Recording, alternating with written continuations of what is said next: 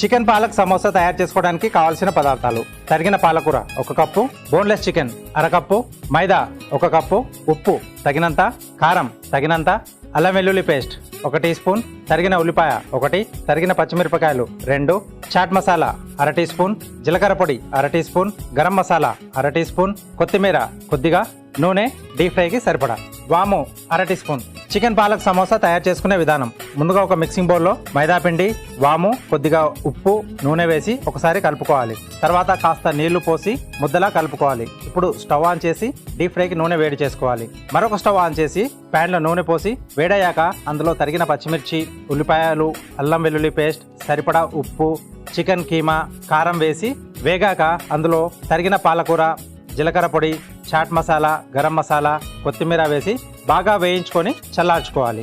ఇప్పుడు సిద్ధం చేసుకున్న పిండిని చిన్న చిన్న ఉండలు తీసుకొని పీటపై వేసి పూరీలా ఒత్తుకొని చివరి అంచుల్లో కట్ చేసుకుని చల్లార్చుకున్న చికెన్ మిశ్రమాన్ని అందులో స్టఫ్ చేసి క్లోజ్ చేసి వేడి నూనెలో వేసి డీప్ ఫ్రై చేసుకుని సర్వింగ్ ప్లేట్లోకి తీసుకొని సర్వ్ చేసుకుంటే చికెన్ పాలక్ సమోసా రెడీ.